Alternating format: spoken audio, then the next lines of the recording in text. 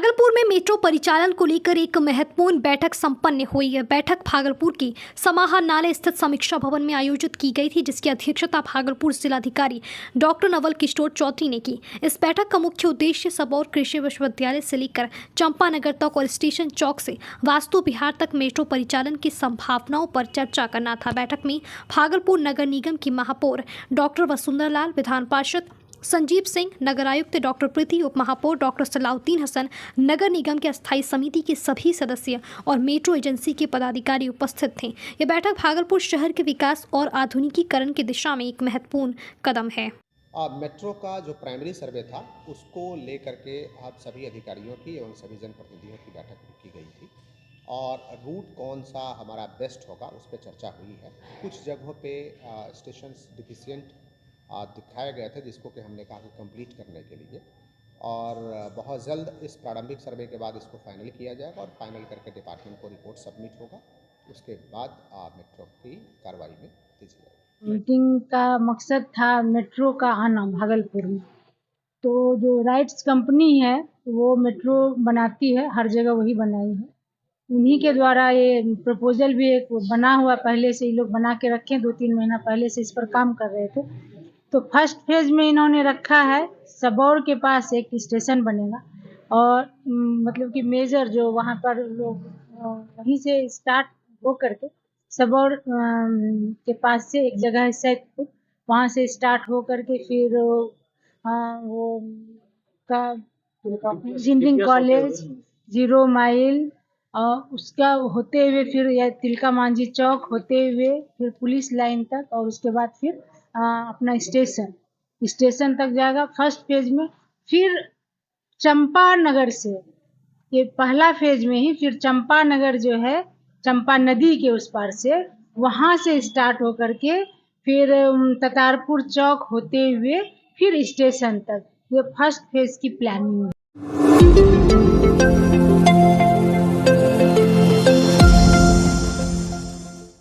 भागलपुर के नवगछिया में वन विभाग ने एक सफलता प्राप्त करते हुए 2 प्रतिबंधित अप्रवासी पक्षियों को बरामद किया है। यह कार्रवाई भवानीपुर थाना क्षेत्र के बीरपन्ना में हुई। वन विभाग के रेंजर ऑफिसर पृथ्वी नारायण सिंह ने बताया कि गुप्त सूचना के आधार पर छापेमारी की गई और चिड़ीमार के पास से प्रतिबंधित पक्षी बरामद किए गए। चिड़ीमार ने बताया कि वह पक्षियों का शिकार नदी किनारे से करता है और उन्हें बेचता था। चिड़ीमार को गिरफ्तार करने के प्रयास के दौरान वह भीड़ का फायदा उठाकर फरार हो गया। वन विभाग ने बरामद किए गए पक्षियों को भवानीपुर थाना परिसर में खुले आकाश में छोड़ दिया। यह पक्षी साइबेरिया, मंगोलिया, तिब्बत और चीन से सर्दी के मौसम में भारत आते हैं। वन्य जीव प्राणी अधिनियम के तहत पक्षियों का शिकार और बिक्री अवैध है, इसलिए वन विभाग ने चिड़ीमारों के खिलाफ कार्रवाई करने का निर्णय लिया है।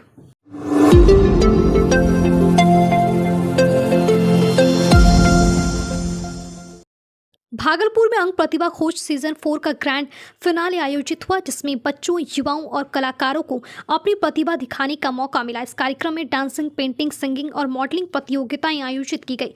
विजेताओं को प्रशस्ति पत्र, मेडल और सहयोग राशि से सम्मानित किया गया। इस आयोजन में भागलपुर जिले के अलावा अन्य जिलों से भी सैकड़ों कलाकारों ने भाग लिया। ग्रैंड फिनाले का मुकाबला एक स्थानीय विवाह भवन में आयोजित किया गया, जहाँ प्रतिभागियों ने अपनी कला का जौहर दिखाया। इस तरह के आयोजनों से नए प्रतिभाशाली कलाकारों को मंच मिलता है और उन्हें अपनी प्रतिभा दिखाने का अवसर प्राप्त होता है। आज अंग प्रतिभा खोज सीजन 4 2024 का grand finale Vrindavan hall Tilka Manjhi में रखा गया। काफी बच्चों ने प्रतिभा दिखाया और यहाँ पर सभी को बच्चों को पुरस्कार से सम्मानित किया गया और उसमें फर्स्ट, सेकंड, थर्ड भी जो भी आए बच्चे उनको कैश प्राइज, मोमेंटो सर्टिफिकेट से हमारे अतिथि सम्मानित किए और बच्चों को प्रतिभा दिखाने का ये मंच देने का काम कर रहे हैं हम लोग। और आगे भी हम लोग का प्रयास रहेगा कि बच्चों को ऐसा मंच मिले और बाहर भी बच्चों को मौका मिले और यहाँ के बच्चे, भागलपुर के बच्चे नाम रोशन करें देश विदेश में जाके। और मैं चाहता हूँ कि मेरा जहाँ तक सहयोग होगा मैं पूरा अपना सहयोग करूंगा।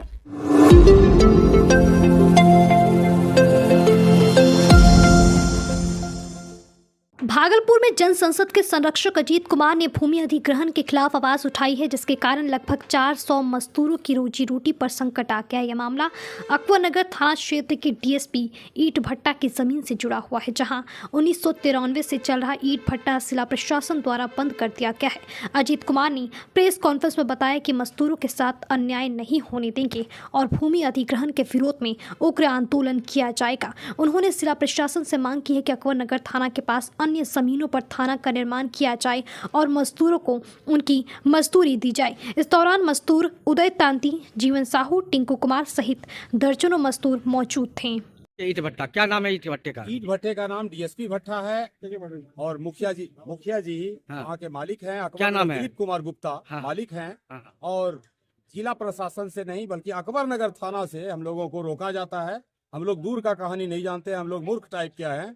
बड़ा वो आते हैं, बोलते हैं काम बंद करो, तो हम लोग मजबूरी में इधर उधर भाग जाते हैं पुलिस के डर से कि पुलिस पकड़ के हम लोगों को जेल लेके चला जाएगा।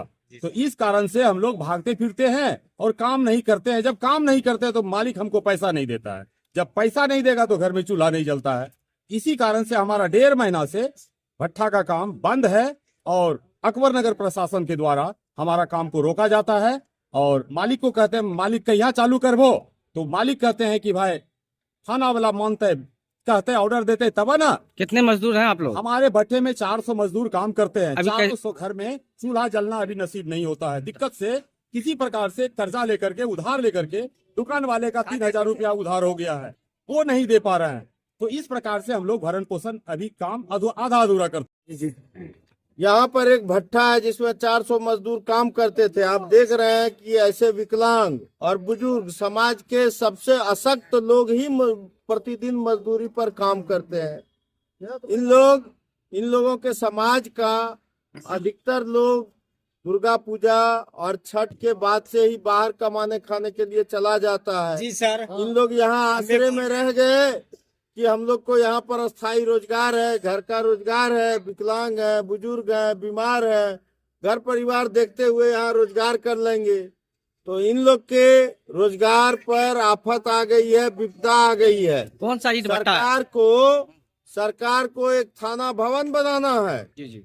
और इस थाना भवन को बनाने के लिए एक भट्टे को एक्वायर करना है, चिमनी का भट्टा। जी सर। और उस भट्टे में काम करने वाले 400 लोग आज रोड पर आ गए हैं। उनके घर में चूल्हा जलने की समस्या उत्पन्न हो गई है, चूल्हा तक नहीं जल पा रहा है। 1.5 महीना से इन लोग कर्ज पर, बेहांत पर, इधर से उधर से किसी तरीके से अपना गुजारा कर रहे हैं। मेरी जिला प्रशासन से और सुल्तानगंज प्रशासन से भी यह आरजू निवेदन मिन्नत होगी कि यथाशीघ्र इन मजदूरों के साथ न्याय करते हुए इनके रोजगार को चालू करवाया जाए, और नहीं तो यह मसला हम लोग यहाँ से लेकर के दिल्ली तक लेके जाएंगे। रोजगार और पलायन का मसला है यह।